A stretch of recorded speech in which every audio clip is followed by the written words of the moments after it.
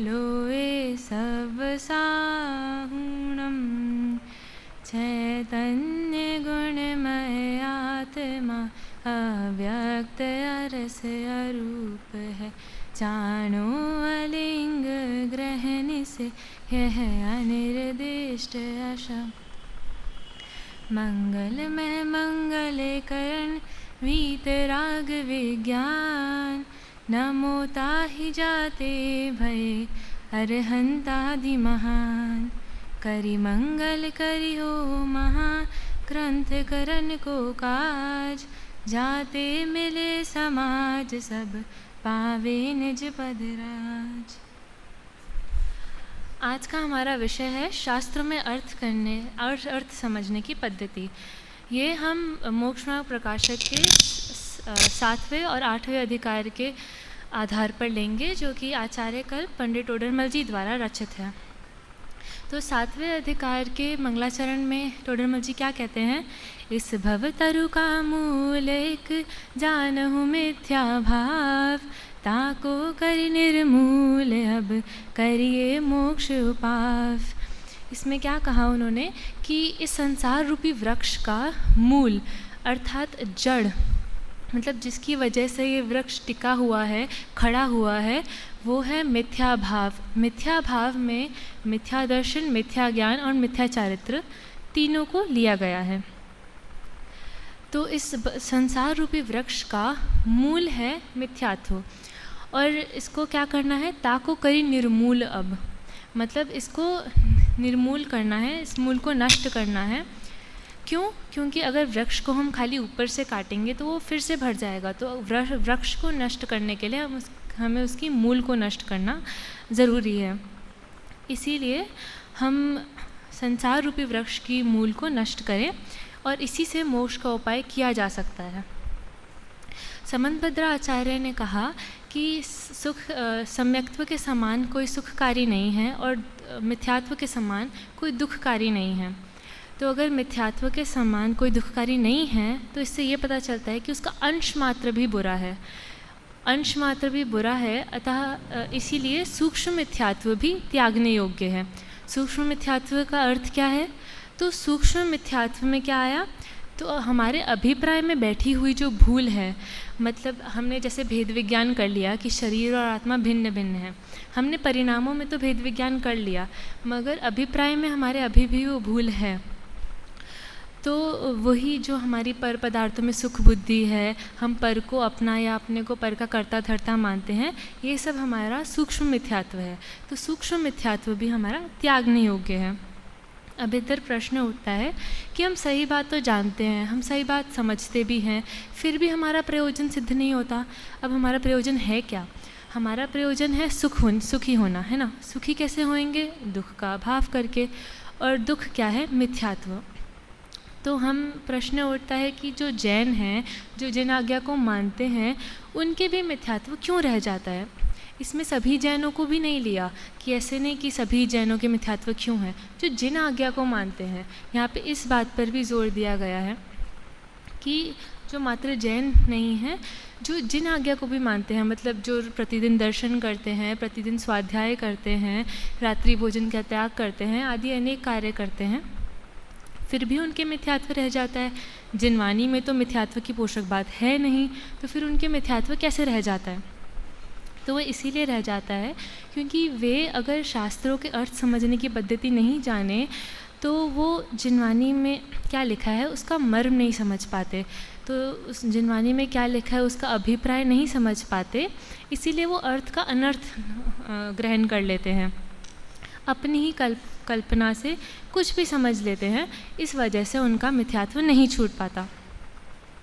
अब प्रश्न उठता है कि हमें शास्त्रों को अर्थ करने की पद्धति क्यों समझनी है? तो जिस प्रकार प्रत्येक कार्य को करने के लिए करने का एक तरीका होता है और उसको समझे बिना वो कार्य अच्छी तरीके से नहीं हो सकता। जैसे हम उदाहरण लें कि हमें आटा गूंदना है, ठीक है। अब हम आटे में एकदम से सारा पानी डाल दें फिर उसको चम्मच से गूंदने की कोशिश करें तो वो नहीं गूंदेगा। उसका हमें तरीका पता होना चाहिए कि थोड़ा थोड़ा करके डालना है, जितना आवश्यक है उतना ही डालना है, और फिर हाथ से किस प्रकार से उसको गूंथना है। तो जब तक हमें वो नहीं पता होगा हम वो नहीं कर पाएंगे। तो उसी प्रकार हमें शास्त्रों के भी अर्थ, मतलब शास्त्रों में जिस शैली से प्रतिपादन करा है, हमें वो समझना अति आवश्यक है, तभी हम उसके मर्म तक पहुंच पाएंगे। तो फिर प्रश्न ये उठता है कि अब शास्त्रों में शास्त्रों की अर्थ समझने की पद्धति है क्या, मतलब किस रूप से वर्णन किया गया है जिनवानी में। तो जिनवानी में 2 प्रकार की पद्धतियां हैं, 2 प्रकार से वर्णन करा है। पहला निश्चय और व्यवहार रूप, और दूसरा चारण योगों के। हम इन दोनों को नहीं समझेंगे तो हम उसका मर्म नहीं समझ पाएंगे, क्योंकि जिनवानी में क्या होता है, जिनवानी में शब्द कुछ और होते हैं, पर उन शब्दों के ना बहुत सारे अर्थ होते हैं। तो कौन सा अर्थ ग्रहण करना है, ये जब तक हमें नहीं पता होगा तो फिर हम उसका मर्म नहीं ग्रहण कर पाएंगे। तो इसीलिए हमें शास्त्रों की अर्थ समझने की पद्धति को समझना बहुत आवश्यक है। अब 4 अनुयोगों, जिनवानी को 4 अनुयोगों में विभक्त किया, ठीक है। तो इसको, और हर अनुयोग की शैली अलग अलग है, मतलब हर अनुयोग की समझाने की पद्धति अलग अलग है। इसको उदाहरण के माध्यम से देखें तो जैसे हम स्कूल में जाते हैं, वहाँ पर हर टीचर का अपनी अपनी एक स्टाइल होती है, अपनी अपनी एक शैली होती है समझाने की। किसी बच्चे को कोई शैली, किसी टीचर की शैली पसंद आती है और किसी को किसी और की शैली पसंद आती है। वैसे ही यहाँ पर है कि जिस जीव को जिस अनुयोग की शैली अच्छी लगती है, वे उस अनुयोग का अध्ययन करता है। फिर अब हम जो हमारी पहली पद्धति है निश्चय व्यवहार की पद्धति, उसको समझने की कोशिश करते हैं। तो अब निश्चय व्यवहार है क्या? तो निश्चय व्यवहार प्रथम देखें तो निश्चय व्यवहार कोई वस्तु तो है नहीं। निश्चय व्यवहार एक कथन करने की पद्धति है, ठीक है। तो निश्चय व्यवहार कथन करने की पद्धति है। अब निश्चय किसे कहते हैं? तो यथार्थ सो निश्चय, जो यथार्थ वर्णन करे वह निश्चय है। अब वो क्या होता है? तो स्वद्रव्य परद्रव्य को, उनके भावों को व कारण कार्य आदि को यथावत निरूपण करता है, वही निश्चय है। मतलब जैसा है वैसा निरूपण करता है, ठीक है। इसकी और निश्चय की अभेद दृष्टि होती है, मतलब जैसे निश्चय से आत्मा अभेदी है तो उसको वो अभेद रूप से ही जीव द्रव्य मानता है, अभेद ही मानता है, वही निश्चय का कथन है। अब व्यवहार किसे कहते हैं? तो उपचार सो व्यवहार। उपचार क्या होता है? तो जो यथार्थ के जैसा होता है, यथार्थ के पास होता है, वह उपचार होता है। तो उपचार का कथन जिसमें हो वह व्यवहार है। अब वो क्या हुआ? तो जैसा हमने निश्चय की परिभाषा में समझा था कि स्वद्रव्य परद्रव्यों को, उनके भावों को और कारण कार्यों को किसी में मिलाकर निरूपण करता है। अब इसमें एक बात विशेष आती है कि वो किसी को किसी में मिलाता नहीं है, क्योंकि एक द्रव्य किसी दूसरे द्रव्य को किसी में ऐसे मिला नहीं सकता, तो वो मिलाता नहीं है, मात्र ऐसा निरूपण करता है। और इसमें भेद दृष्टि से वर्णन होता है कि जैसे जीव का वर्णन करने के लिए उसकी संज्ञा, संख्या आदि की अपेक्षा वर्णन करा जाता है, गुणों की अपेक्षा वर्णन किया जाता है, तो ऐसे भेद कर करके वर्णन किया जाता है। अब ऐसे देखिए कि मैं कहूँ कि मैं जीव हूँ, तो ये तो हो गया निश्चय का कथन। पर फिर मैं कहूँ कि जैसे मैं अनिका हूँ, मैं शास्त्री प्रथम वर्ष की छात्रा हूँ, ये सब जो कहा ये सब व्यवहार कथन हो गया, क्योंकि इसमें हमने भेद कर दिया। और ऐसा है नहीं, क्योंकि मैं तो जीव द्रव्य हूँ, है ना। अब मोक्ष मार्ग का स्वरूप समझते हुए हम देखते हैं कि व्रत, शील, संयम आदि ये सब व्यवहार मोक्ष मार्ग है। और अभी हमने जाना था कि व्यवहार असत्यार्थ है, व्यवहार जैसा कहता है वैसा है नहीं। तो इसमें प्रश्न उठता है कि फिर इससे तो ये पता चला ना कि व्रत, शील, संयम आदि ये सब मोक्ष मार्ग नहीं है। तो उसका निराकरण करते हुए कहते हैं कि पर द्रव्य का निमित्त मिटाने की अपेक्षा, अर्थात पर निमित्त की ओर से लक्ष्य छुड़ाने की अपेक्षा इनको मोक्ष मार्ग कहा है। मतलब ये मोक्ष मार्ग इनको कहा है, ये है नहीं। इसको उदाहरण से समझे, जैसे कोई अतिथि हमारे घर पर आते हैं, हम उनको बोलते हैं आइए अपना ही घर समझिए, तो इसका मतलब ये तो नहीं होता ना कि हम अपने मकान के कागज़ उनके नाम करवा रहे हैं। हम मात्र कहते हैं कि अपना घर समझिए, पर उसको ऐसा होता नहीं है। उसी प्रकार व्रत, शील, संयम आदि को मोक्ष मार्ग कहा है, ऐसा है नहीं। और अगर हम इसीलिए हमें इनको मोक्ष मार्ग नहीं मानना चाहिए, क्यों? क्योंकि आत्मा अगर परद्रव्य का ग्रहण त्याग करे तो वह उसका कर्ता धर्ता हो जाएगा। और फिर भजन में आता है ना, करने को जड़ का कार्य तुझे जड़ ही होना होगा। मतलब जड़ का कार्य करने के लिए तुझे जड़ ही होना पड़ेगा। तो अगर हम ऐसा माने कि आत्मा पर द्रव्य का ग्रहण त्याग करता है या करता धरता है तो उसको जड़ ही होना पड़ेगा। और इसमें दादा भी कहते हैं ना कि भैंस का स्वामी होने के लिए तुझे भैंसा होना पड़ेगा। उसी को यहाँ पे भी देखते हैं। परंतु हम ऐसा आत्मा किसी पर द्रव्य का ग्रहण त्याग नहीं कर सकता, क्योंकि सभी द्रव्य स्वाधीन हैं और कोई किसी के अधीन नहीं है। अब हमने ये इसका निराकरण तो कर दिया कि व्रत शील संयम आदि ये सब मोक्ष मार्ग कहे हैं और हैं नहीं। तो प्रश्न ये उठता है कि मोक्ष मार्ग वास्तव में है क्या? तो निश्चय से वीतराग भाव ही मोक्ष मार्ग है। अब वीतराग भाव होता कैसे है? तो राग आदि का त्याग करने से ही वीतराग होते हैं, उसी को वास्तव में मोक्ष मार्ग कहा गया है। अब प्रश्न उठा कि व्यवहार अगर असत्यार्थ है तो उसका कथन ही क्यों किया? मतलब जब वो झूठी है, मतलब ऐसा नहीं है, वैसा निरूपण करता है, तो उसका कथन ही क्यों करा? तो आता है कि व्यवहार के बिना परमार्थ को नहीं समझाया जा सकता, इसीलिए असत्यार्थ होने के बावजूद व्यवहार का कथन किया जाता है। समय सार जी की 8वीं गाथा में भी कहा है, अनार भाषा के बिना समझा सके ना, नार को बस त्यों ही समझा सके ना, व्यवहार बिन परमार्थ को। अब प्रश्न उठता है क्यों नहीं समझा सकते? इसमें कह तो दिया कि नहीं समझा सकते, तो क्यों नहीं समझा सकते? तो इसको हम समझते हैं जैसे एक व्यक्ति को हमें जीव का स्वरूप समझाना है। अब हम उसको कहते रहें कि ये जीव वो है जो परद्रव्य से भिन्न है, स्वयं में अभिन्न है, स्वयं सिद्ध प्रभु वस्तु है, ऐसा जीव है, तो वो जीव को पहचान नहीं पाएगा। इसीलिए प्रारंभिक अवस्था में उसे उपचार का कथन करके, मतलब शरीर आदि की सापेक्षता से उसको नर नारक आदि में जीव घटा के बताना पड़ेगा। जैसे एक बच्चा है, उसको चलना जब सिखाते हैं तो पहले उंगली पकड़ के उसको चलना सिखाया जाता है। उसके बाद जब वो चलना सीख जाता है तो फिर वो उंगली छोड़कर अपने आप आराम से आगे चल देता है। वैसे ही सबसे प्रथम उसको व्यवहार से बताना पड़ता है कि ये नर नारक आदि ये सब जीव हैं, जीव का स्वरूप समझाने के लिए। और फिर बाद में जब वो इनका स्वरूप अच्छे से समझ जाता है तो फिर वो शरीर आदि से भिन्न जीव की पहचान करने में सक्षम हो जाता है, फिर वो आगे कर सकता है। अब हमें कहीं लिखा हुआ मिले कुछ कथन तो हमें उसको कैसा मानना चाहिए? तो अगर वहाँ पे निश्चय है कि मुख्यता से वो कथन किया है तो उसको ऐसा मानना चाहिए कि सत्यार्थ ऐसा ही है, ऐसा मानना चाहिए। और अगर व्यवहार ने कि मुख्यता से कथन किया जाए तो उसको ऐसा मानना चाहिए कि ऐसा है नहीं, निमित्त आदि की अपेक्षा उपचार से ऐसा कहा गया है। अब प्रश्न उठता है कि व्यवहार सच में कार्यकारी है या नहीं है? तो इसका उत्तर ये है कि व्यवहार को निचली दशा में अगर व्यवहार को उपचार मान के, व्यवहार को व्यवहार मानकर जाना जाए, उसके हिसाब से आचरण किया जाए, तब वो कार्यकारी है। परंतु अगर उसको यथार्थी मानने लग जाए, ऐसा मान ले कि ऐसा ही है, अगर ये मान ले तो फिर वो अकार्यकारी नहीं है। और मात्र अकार्यकारी नहीं है, वो घातक भी हो जाएगा, क्योंकि वो मिथ्यात्व का पोषण हो जाएगा। अब जैसे देवशास्त्र गुरु हैं, वे हमारे मोक्ष मार्ग के साधन हैं, ठीक है। पर हम देवशास्त्र गुरु की आराधना में ही लगे रहें, आगे बढ़ के आत्मानुभूति ना करें, तो वे साधन ही बाधक रूप में परिवर्तन हो जाते हैं। वे ही हमें मोक्ष मार्ग में एक बाधा रूप उत्पन्न कर देते हैं। उसी प्रकार से हमें व्यवहार रूप ही जानना चाहिए, तभी वो कार्यकारी है।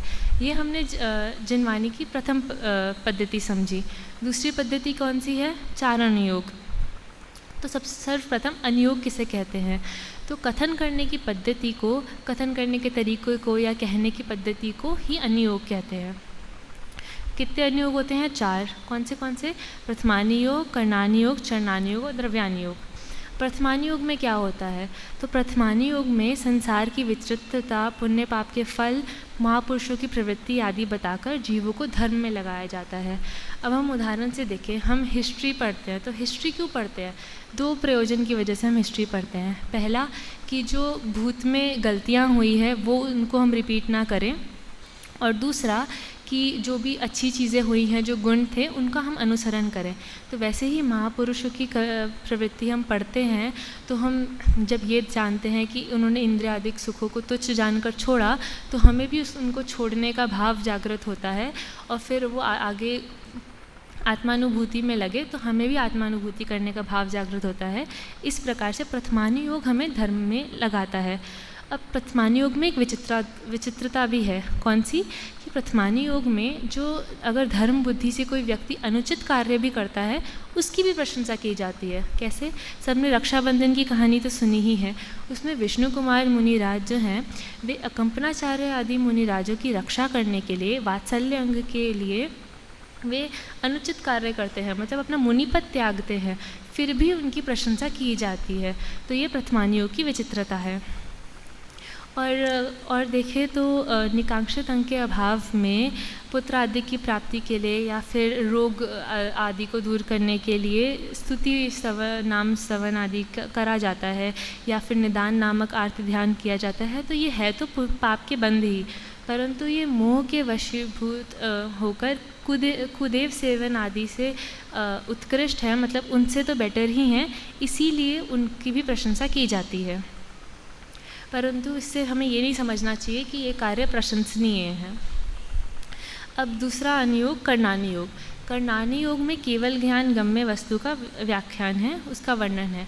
अब केवल ज्ञान में तो सर्वलोकालोक आता है, उसमें तो सर्वलोकालोक आता है, परंतु कर्णानुयोग में किस प्रकार से व्याख्यान है कि जीव के लिए जो कार्यकारी है और छद्मस्थ ये ज्ञान में जितना आ सकता है, उसी प्रकार से इसमें यहाँ पे व्याख्यान है। जैसे जीवों के परिणामों की अपेक्षा गुणस्थान वैसे तो अनंत हो सकते हैं, परंतु फिर भी हमारे ज्ञान में आ सके इसलिए उसको 14 भागों में बांटा गया है। अब तीसरे अनुयोग की तरफ चले तो चरणानुयोग। चरणानुयोग में क्या है? तो चरणानुयोग में जिस प्रकार जीवों को अपनी बुद्धिपूर्वक धर्म के आचरण हो वैसा उपदेश दिया जाता है, मतलब आचरण व आचरण सुधारने का उपदेश दिया जाता है, वही कर्णानुयोग है। कर्णानुयोग में व्यवहार न्याय की मुख्यता से, व्यवहार कथन की मुख्यता से कथन किया जाता है, क्योंकि निश्चय धर्म से तो परद्रव्य किसी का ग्रहण त्याग कर नहीं सकता, तो इसीलिए फिर व्यवहार की मुख्यता से कथन होता है। इसमें 2 प्रकार का उपदेश मिलता है। पहला मात्र व्यवहार का उपदेश, ये बाह्य क्रियाओं की अपेक्षा की प्रधानता से होता है और किसके लिए होता है? जो निश्चय व्यवहार का ज्ञान न रखता हो या फिर उपदेश आदि से भी होता नहीं दिखाई देता हो, उनके लिए ये उपदेश दिया जाता है। और दूसरे प्रकार का निश्चय सहित व्यवहार का उपदेश दिया जाता है, वो परिणामों की प्रधानता से दिया जाता है। किसके लिए? तो जो निश्चय व्यवहार का ज्ञान रखता हो या फिर उपदेश देने से जिनका ज्ञान संभव होता दिखाई देता हो, उनके लिए ऐसा कथन किया गया है। अब इसमें भी एक विचित्रता है। कैसी? कि इसमें कहीं कहीं कषाय भाव उत्पन्न करके भी, मतलब कषाई जीवों को कषाय उत्पन्न करके भी पापों से छुड़ाया गया है। जैसे वैक्सीनेशन लगवाते हैं, वैक्सीनेशन में उस जो रोग है उसी का एक छोटा फॉर्म हमारे बॉडी में डाला जाता है। वैसे ही यहाँ पर कषाई जीवों को कषाय उत्पन्न कराकर ही पाप से छुड़वाया जाता है। कैसे?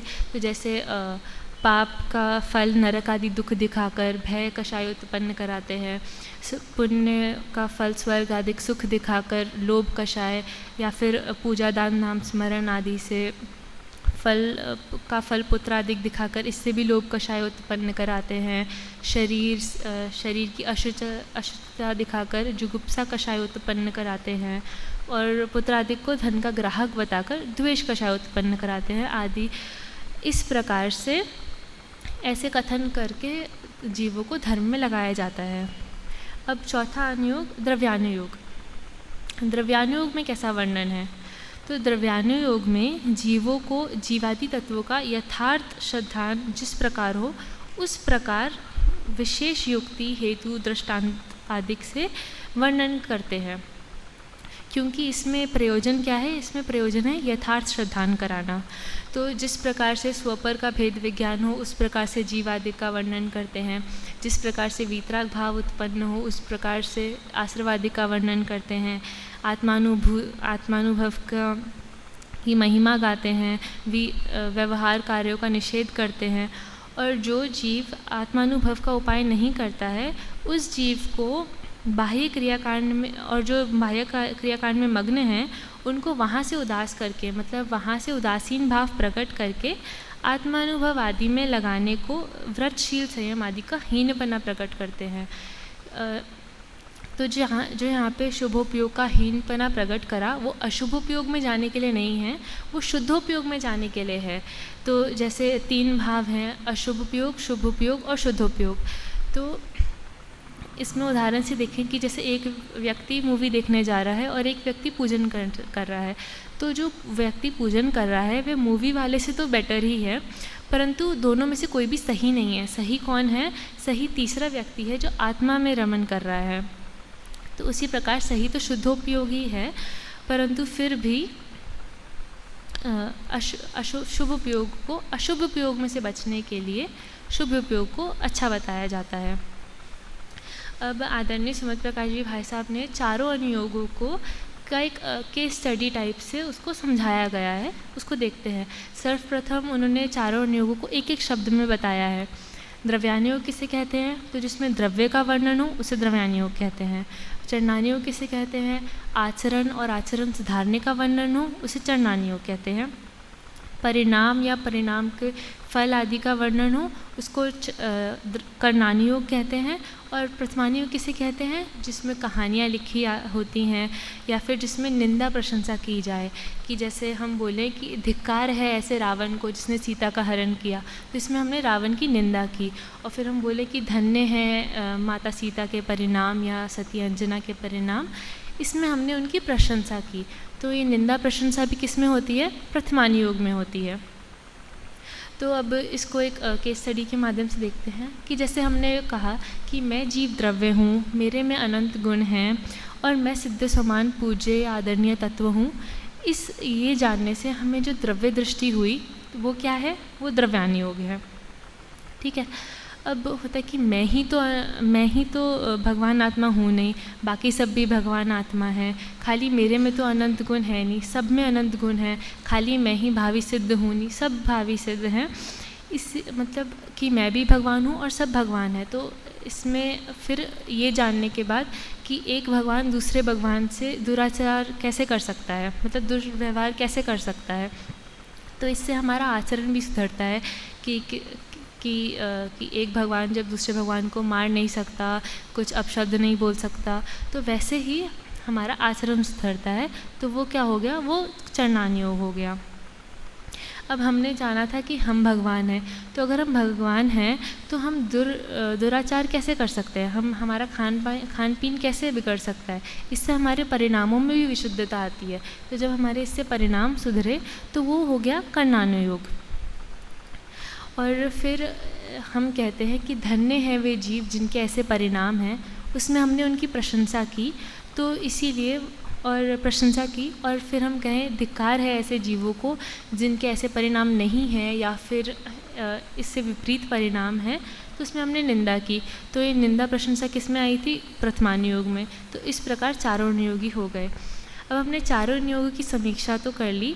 अब कुछ पॉइंटर्स हैं कि जैसे द्रव्यानुयोग अन्य अनुयोगों का निषेध कर सकता है, परंतु अन्य अनुयोग द्रव्यानुयोग का निषेध नहीं कर सकते। और अगर पाप करने वाला जो व्यक्ति है उसको चरणानुयोग क्रिया सुधारने का उपदेश देता है। करणानुयोग पाप रूप परिणामों का बंध बताकर उसको भय कषाय उत्पन्न करता है। प्रथमानुयोग पाप करने वाले व्यक्ति कैसे भगवान बनते हैं उसकी प्रेरणा देता है। और द्रव्यानुयोग पाप होते हुए भी उसको भगवान बताता है। और दूसरा पॉइंट देखें कि चारों अनुयोगों का प्रयोजन क्या है? तो चारों अनुयोगों का प्रयोजन हमें धर्म में लगाना ही है। और द्रव्यानुयोग का कथन जिनवानी में बहुत कम मिलता है, अराउंड 1% के आसपास ही हमें इतना सा ही मिलता है। बाकी 99% बाकी तीनों अनुयोगों का वर्णन ही हमें प्राप्त होता है। पांचवा पॉइंट देखें तो चरणानुयोग जो है वो कहता है कि अगर कमज़ोर हो तो दूर ही रहो, और द्रव्यानुयोग कहता है कि कमज़ोरी को दूर करो और कर्णानियोग कहता है कि कमज़ोरी का जो फल है उसे तो भोगना ही पड़ेगा, और प्रथमानियोग कहता है कि अगर कमज़ोर हो तो निंदा तो करूँगा ही, है ना।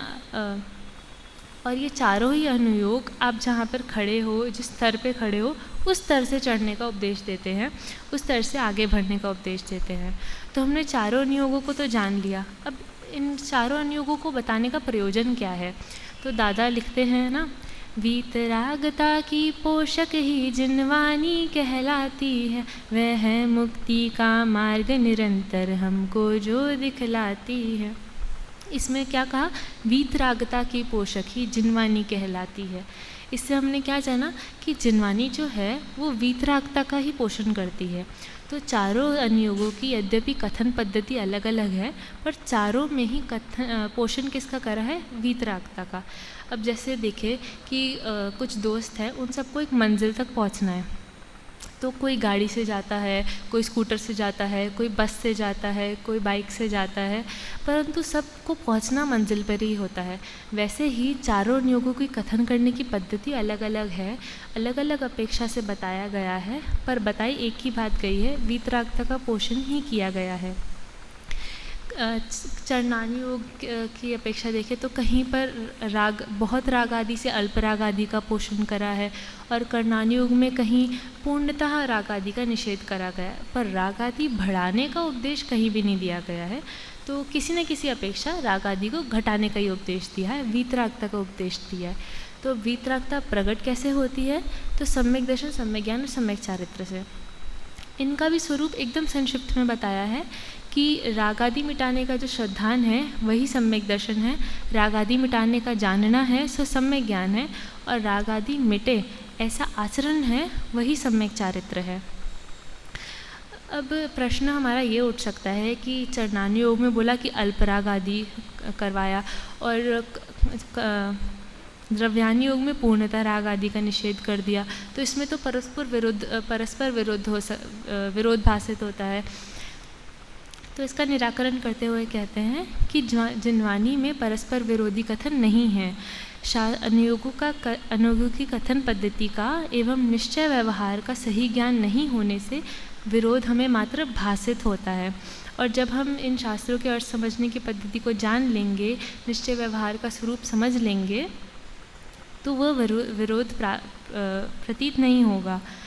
अब हमने ये सब तो जान लिया, हमारा कर्तव्य क्या है। उससे पहले प्रवचन सार जी की गाथा नंबर 236 में लिखा है कि इस लोक में जिसकी आगम पूर्ण दृष्टि नहीं है उसके संयम भी नहीं हो सकता, अतः हम सबको सदा आगम का अभ्यास का प्रयास कर रखना चाहिए। क्यों? क्योंकि मोक्ष मार्ग का पहला उपाय आगम ज्ञान ही है, आगम ज्ञान है।